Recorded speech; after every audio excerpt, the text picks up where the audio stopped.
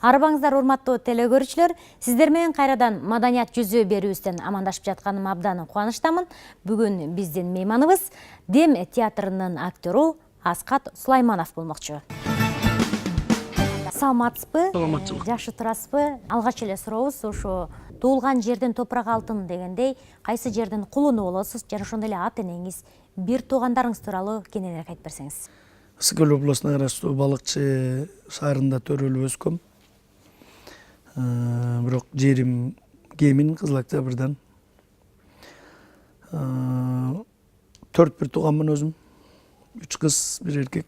1978-жылы 27 майда жумуш үчүн үй бүлөсүндө төрөлгөм. Папам өмүр бою пожарный службада иштеди Кеминде. Быстровкада азыркы, мурунку Быстровка азыркы Кемин шаары. Мамаша өмүр бою Швейцарияда иштеди. Үйдө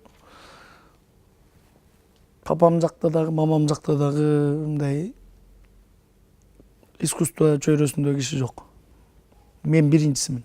Эмне себептен актерлук кесипти тандап алдыңыз? Тилек Турганбаев деген режиссер байкебиз болчу. Ошол мектептерден кыдырып, жаш балдардын ролун ойногонго деп издеп, анан ошол бизди Батырбек деген бала экөөбүздү тандап, биз ага чейин мындай, кандай айтсам, кичинекей жанагы көрсөтмөлөрдө ойноп, майрам-сайрамда чыга калып, отрывоктордо ойноп, мындай үзүндүлөрдө ошентип жүрчүбүз. Анан бирок өзүм кызыкчумун кичинекей менен эле. Анан ошентип көрүп, байке ошондой театрга 6-класстан баштап, 8-класстан баштап полставкада актер болуп кичинекей балдардын ролун ойночумун. Манастын 1000-жылдыгында 95-жылы Таласта өттү. Спектакль ойноп барып, мен Каракул ботомдо, Каракулда ойноп баргам. Ошондон лучший детский ролду алгам. 11-класс бүтүп аткан кез болчу, как раз ошондон кийин эле бүттү дедим. Менден бирдеме чыгат окшойт, мен кетем деп эле анан үйдөгүлөр аябай эле каршы болгон негизи. Жок. Артист деген сыган болот. Артист деген көчөдө эле жүрөт. Ушундай деп анан илгерки көз караш менен калгандан кийин мен үйдөн качып кеттим. Бар артист болом деп анан. Кийин үйгө кармап келишип анан мамам айтты, мен жакшы эле сага адам болсун дедим, болбодуң өзүң бил деп. Мамам мени милиция кылам деп БВШга сүйлөшүп койгон. Анан ошентип анан башың башыма калчаган кара таш деген бир сөз бар го кыргызда, ошентип эле бар. Кийин мага претензияң болбосун деди. Ушу актерлук кесипти андан ары өркүндөтүү үчүн кайсы жерде окудуңуз, жана ошондой эле Дем театрына кандайча келип калдыңыз? Мен 1999-жылы Алматаны бүтүп келдим. Жургеновду бүтүп, Астана, Казакстандан, Алматадан. Анан бүтүп актер болуп кирдим. Андан кийин унутуп калдым. Качан ачылды? 2007-2006-жылдар аштык го дейм. Сөзүңүзгө аралчы, эмне себептен Дем деп атап койдуңуздар? Кимдин идеясы болду? Азыркы биздин Кыргыз драма театрынын директору Назым Мендебаев, көркөм жетекчиси, Кыргыз Республикасынын эмгек сиңирген артисти Марат Кузукеев, Кангелдиев Жеңиш деген жигиттер мага чейин иштеген жигиттер. Ошолор биригип мындай Кыргыз драма театры деп барып концерттерде выступать эте калып өзүбүз жасаган нерселер менен мындай Кыргыз драма театрынын жаштары деп таанылып жүргөнбүз ага чейин.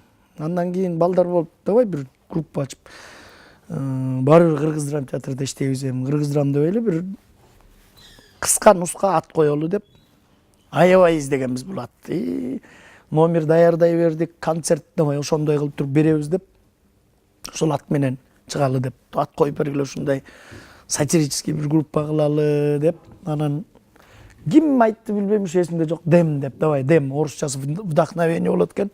Элге дем берип мындай азыркы могу жашоодо бир күлдүрүп, жашоосун жеңилдетип, баягы киши бир күлгөнү 15 мүнөткө жашарат дейт го.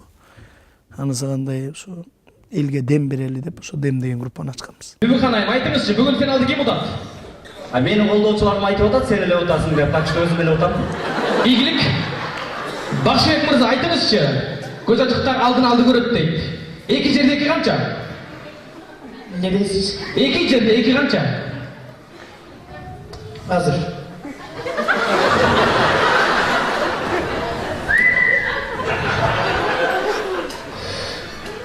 Негедир 4 деген тамга түшүнүп атам. Дем театр менен биргеликте сиздер Кудалар деген жашынакай бир сатираны тартууладыңыздар. Роль берилип жатканда ар кимдин мүнөзүнө жараша берилет болуш керек. Сиздин мүнөзүңүз кандай? Театрда бөлүштүрүп атканда мисалы мен моун ойнойн деп айта алабыз да, эми бири-бирибизге анткени баарыбыз эле ошону чогуу иштеп чыгабыз да. Бирок болуптур ойно деп, эч ким отказ бербейт, давай ойно деп, ошону ойнойт. Анан баары характерин билет да, мисалы менин характеримди жана 11 бала билет менден башка.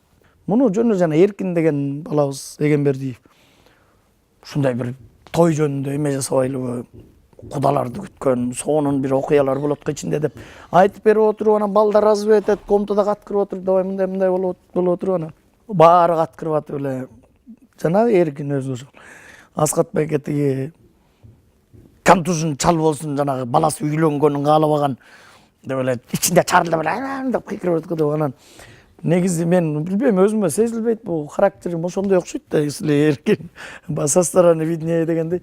Бирдеме туура эмес болсо чыдабай кетем менчи, мындай азыр оңдоп коелу дегенди билбейм да мен. Эмне мону кылбайсыңар деп кыйкырып, анан ошо характериң ошондой деп, ошону ойнойсуң деп эле мейли деп анан сүйлөшүп отуруп эле аягында уже сахнага чыгып сөздөрүн тактап репетиция кыл, давай сен бияктан чык, сен бияктан чык деп атып эле, анан өзүмөн эле ошого эметип калдым, ролго прикрепить этип койду да, иши кылып ошону ойнойсуң деп эле болду, анан ойноп калдым ошо. Афган согушунун ардагери. Контузия. Мектепте дене тарбия сабагынан берген мугалим. Көпчү. Баласынын үйлөнүшүнө каршы болчу, бирок айла жок.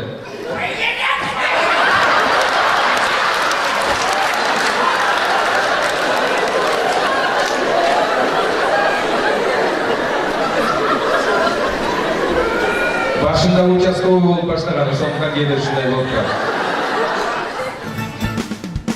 Аткарган ролдоруңузга кайрылсак, көбүн эсе сиз милициянын ролун аткарасыз. Себеби эмнеде? Мен ушу милицияга чакыргандар бул айыл өкмөтүнөн кийин эле башталдыбы деп ойлойм. Анан мен деле айтам, көп кинолордон отказ берем да ушу милициянын ролуна дегенде. Жок, башка эле роль бергиле депчи. Анан мен эмнеге эле милицияга тарта бересиңер деп бир режиссерго суроо берсем, кебетең наглый дейт го. Сен аябай наглыйсың кебетең, анан ошо рожаң милициялардыкындай. Анан эми рожаң деп эле мен ички дүйнөм башка да, может.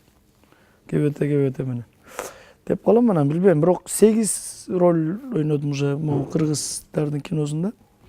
8 кинодо милиционердин ролун жарат. Эмнеге заявление жазасың? Түндө биздикине ура кириптир. Кандай неме экен? Көрдүңбү, кебетесин тааныйсың ба? Акмай качан экен. Албы? А кебетесин көргөн жоксуңбу? Көргөн жокмун. Карындашың көрүптүр. Айтпайсың, эмне турасың?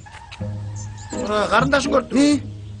Сизге театрдабы же кино тасмасында роль жаратуу ооручулукка турат? Кинонуку текст алдың, режиссер сага кандай ойнош керек линияны көрсөтүп берет. Аны сен бир ойнодуң, стоп деди, камерага калат. Сен миллион кыйын ойно, оңдой албайсың андан кийин. Ал бир тартылып калгандай. Ошон үчүн айырмасын айта алам, экөө тең эле оор негизи. Даже кинонуку оорураакпы дейм, анткени камераны коюп туруп, көп киши мындай кыйын ойногону менен камеранын маңдайына коюп кеттик десең далдырап калат көбүчө. Анан аны ошо репетиция кылбай туруп, мен кыласың го, 1-2 жол четке кыласың, сразу ойноп салыш оорураак. Театрдыкы деле жеңил эмес. Анткени ошончолук канжаныңды берип тердеп кургап эртең менен кечке чейин репетиция кылыш тоже оңой эмес. Элге тартуулаш бир нерсе.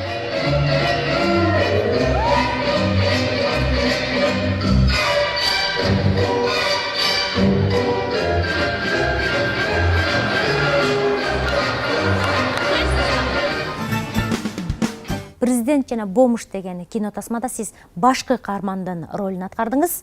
Ушул кинодон сиз эмнени ала алдыңыз? Деги эле бул киного кандайча тартылып калдыңыз? Президент болмушту биринчисин жана биздин азыр КТРде иштейт жакшы күчтүү режиссер Ырыс Окенова деген кыз тарткан. Өмүрзак Төлөбековдун сценарийи. Ырыс экөө жолугуп, Ырыс давай тартабыз, сүйлөшөбүз болуп экөө читка кылып мени сценарийди окуп чыгышып анан сен кимди көрүп атасың десе Ырысты айтыптыр. Ошол Сулайманов Аскат байкени көрбөйлү ушул главный роль койду. Мен да ошону ойлоп аткам деп айтап. Негизи биринчи сценарийди окуп алып анан барам киного анан сценарий өтө жакты. Чынын айтканда акчасына да карабайм дедим, анткени главный роль ортодон 7-8 жыл болгон ойнобой калган.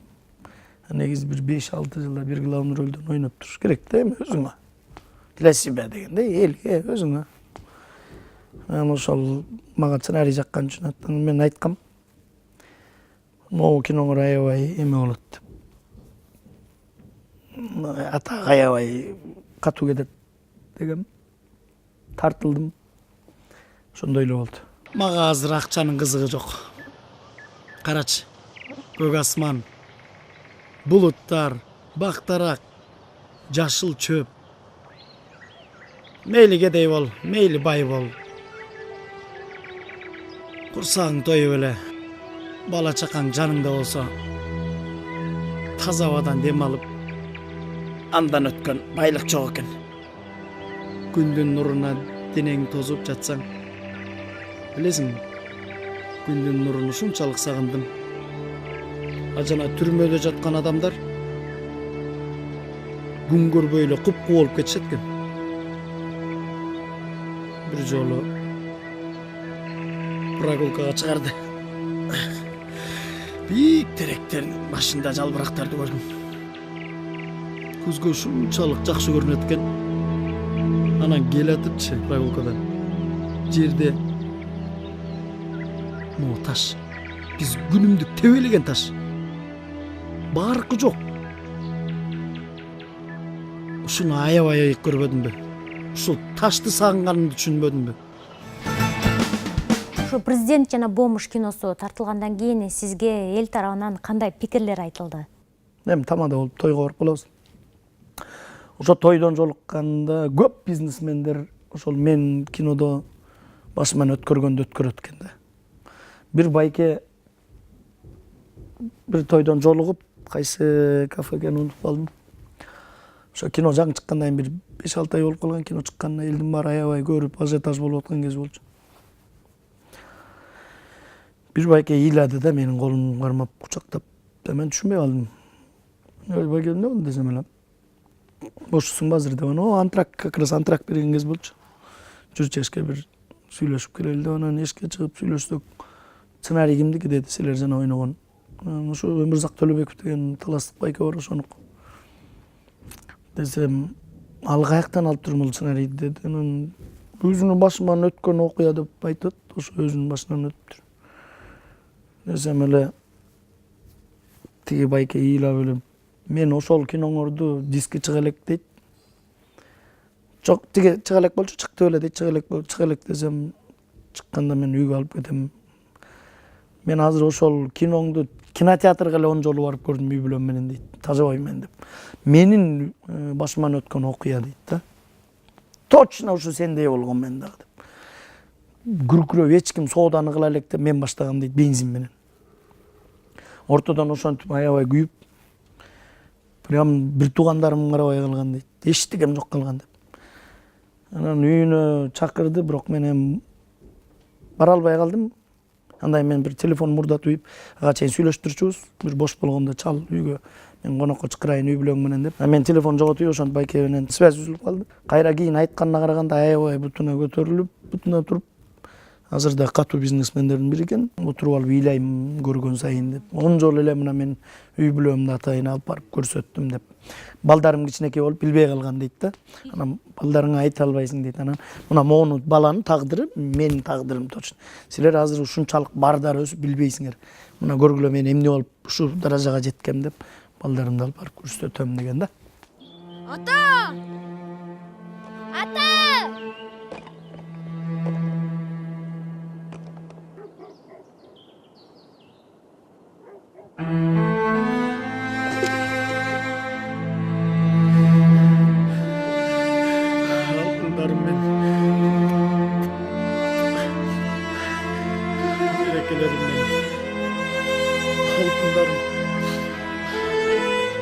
жакшы болот. Калган байлыктарым менен баары жакшы болот.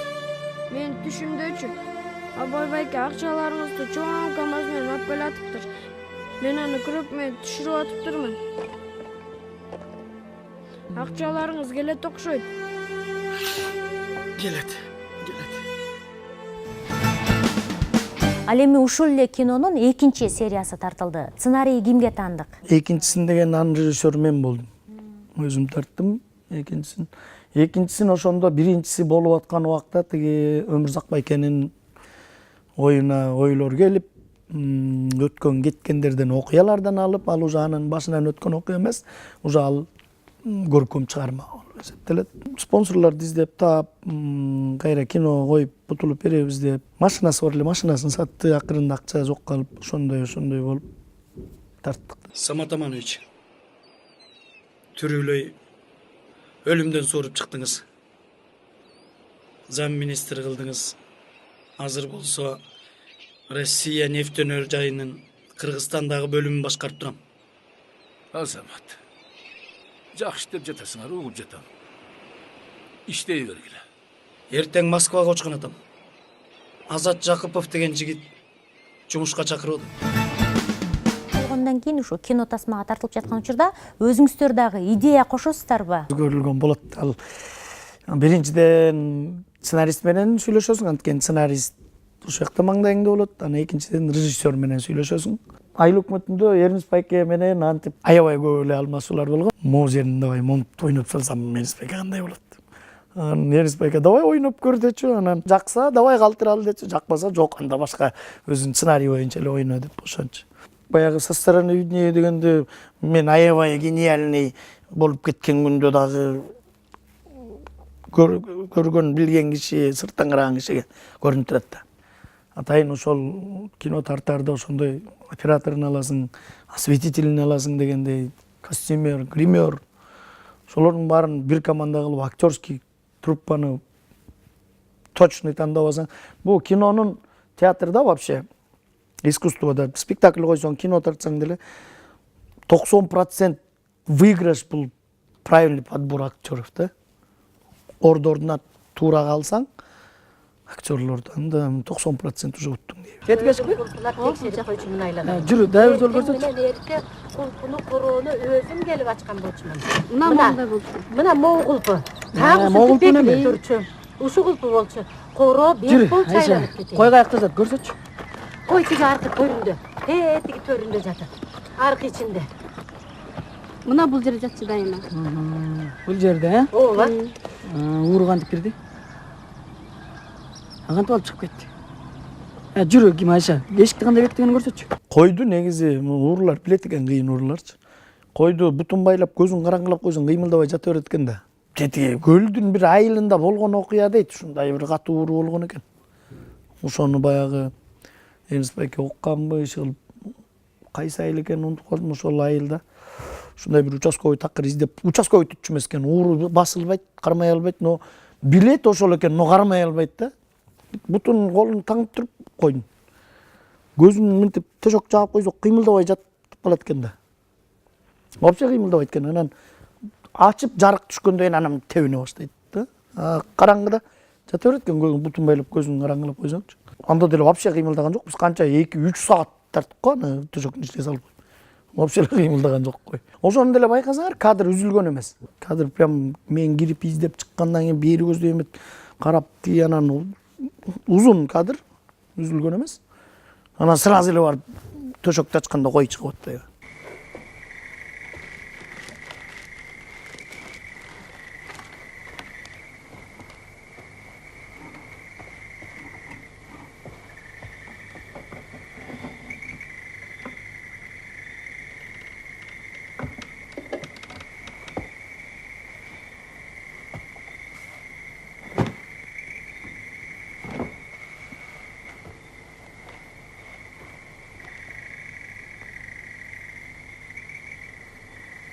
Жакшылап карабайсыңбы, начальник? Шашпагыла.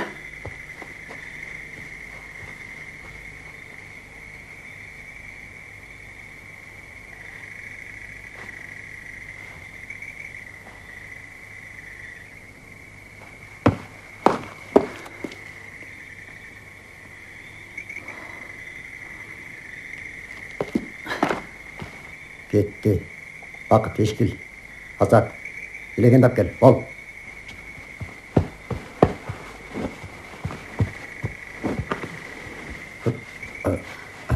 Bakın bulan mazas.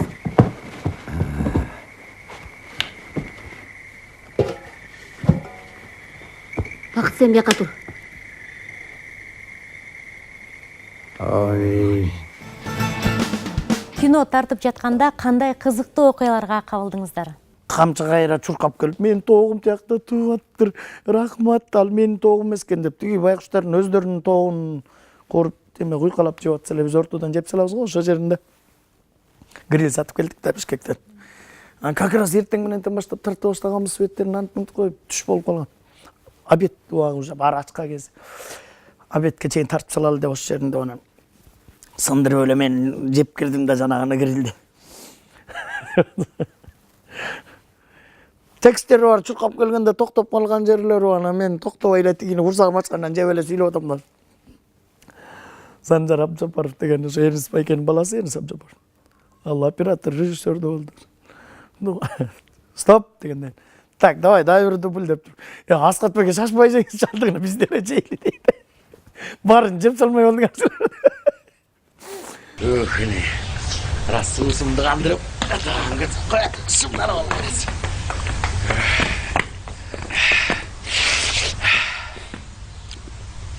Эй. Ай, саламат байке. Бул Исток болчу да. Тоого экенин билип атам. Келбейсиңерби? Эй, саламат. Не? Не? Уурunu каракчы турап туруп алып. Сизди экинчи Сүймөнкул Чокморов деп атап келишет. Бул ысымды сизге ким ыйгарды? Сүймөнкул Чокморовду өлгөн жок, мына Сүймөнкул Чокморовду жакшылап тарбиялап алсаңар деп мен ректор айткан, биз бүтүп келгенде сахнадан. Сүймөнкул Чокморов өлдү деп ыйлабагыла депчи. Талгат Теменов Досунгалиевич деген байке, анан муну негизи башында Каукен Кенжетаев деген биздин ошо Сүймөнкул агалардай болгон аябай авторитетный актер бар. 90 жашка чыгып каза болду ошо Каукен Кенжетаев. Ошол айтканда кыргыз эли нягып жылайт, Сүймөнкул өлдү деп. Міне будущий Сүймөнкул деп Казакстандан биз дипломный спектакль бергенде айткан. Ал билбейм, мен могу ролумдан кийин айтты, Кысылгандан кыз болдук деген комедияда казактардын Сакен Жунусов дегенде. Жумат деген главный рөлдө киши бар. Ошол айылдын обком эмеси да, активисти. Ошону ойногом мен, ошону көрүп, комедияны көрүп, ошону чыккандан кийин айткан да. Билбейм, мен Сүймөнкул экенин мындай комический бир киносун көргөн жокмун, но ушу мен салыштырып айтты, баягы жакшы ойносом керек го деп ойлойм да, ошо жаккандан анан ошо мына Сүймөнкул экинчи деп айтса керек деп ойлойм. Көрүп аткан көрөрмандар үчүн да кызык болуп атса керек, үй бүлөңүз тууралуу айтып берсеңиз. Үй бүлөм бар, балдарым, кыздарым бар. 2 кыз, 4 эркек.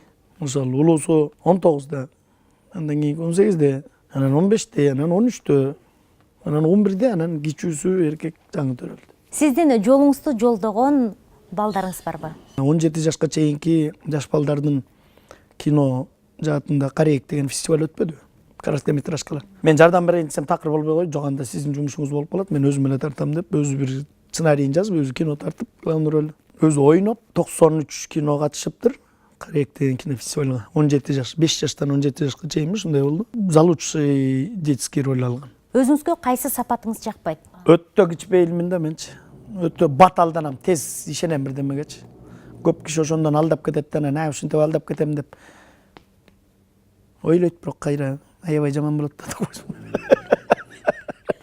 Мен тез ишенем бирөөгө, чынын айтканда баталдатам бирдемени. Үйдөгүлөр да мага айтат, ушинтип эле басып жүрө бересиң, алдатып эле деп. Кино тартып аткан жерлерде тиги байкуш мисалы оператор тетигинин үстүндө туруп, объективди алмаштырыш керек болуп калса, ал объективи жерде болсо, алып берип койчу десе, ошол калгандары свет кармап турат, грим кармап турат, бошобойт десе, мен туруп барып алып берип коем да, мисалычы. Тигинесин көтөрүп барып деп, тигинесин сайып койчу дейт, светти күйгүзүп койчу дейт. Ошентип койсоң, кадимкидей баягы актерлордун арасынан ордуңду билбейсиң мен кичинекей баладай болуп чуркап кетесиң дегендер бар да. Эми андан сен кичирейип кетпейсиң да. Сумканы оператор байкуш жалгыз көтөрүп. Үстүндө рюкзак, эки колунда эки сумка, штатив илип алган. Келе мен көтөрүшөйүн алдыгына десем, жок деп эле такыр көтөрүш. Баары бир кыл дейчүм, келе көтөрүшөң, карачы алды сен.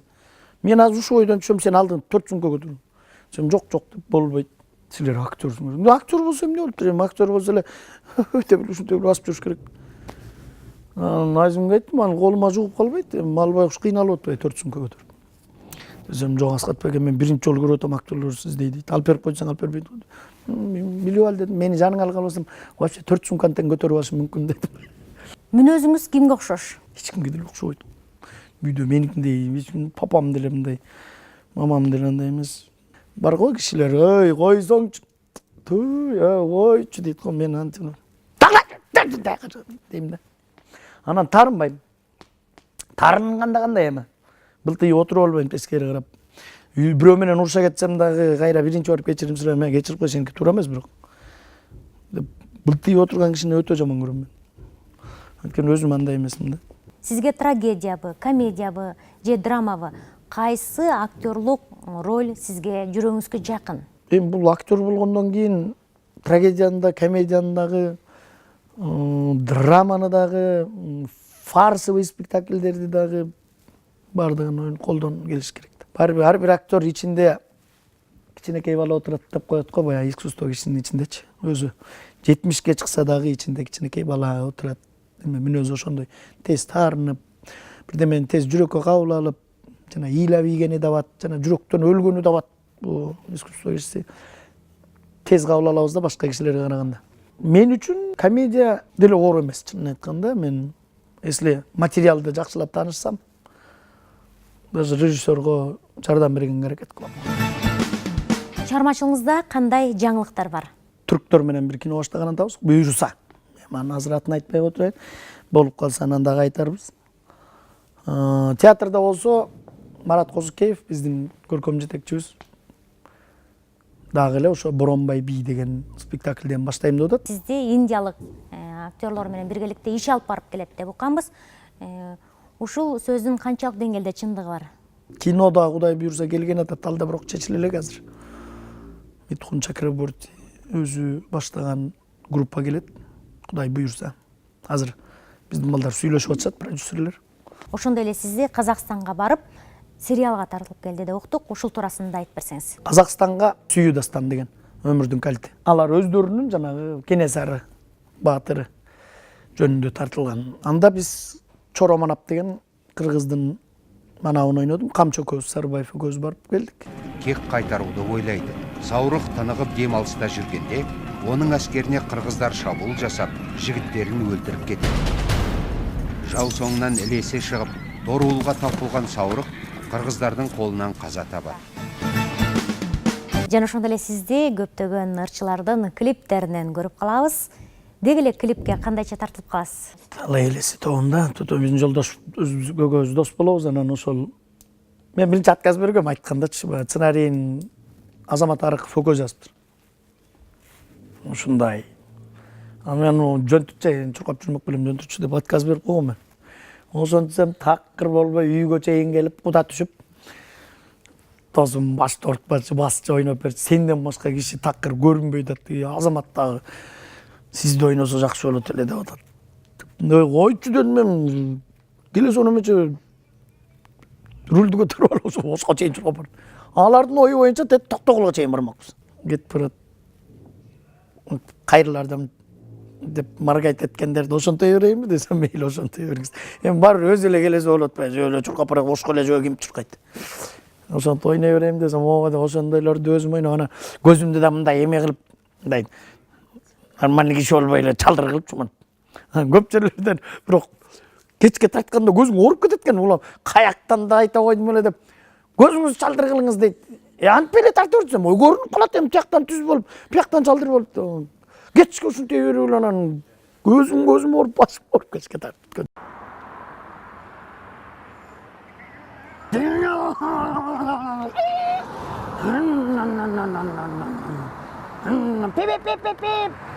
саламатсыңыз? Эме, ошко барбайт белеңиз? Барам. Отуруңуз анда кеттик. Азыр. Бип. Барик балдар менен ойноңузчу.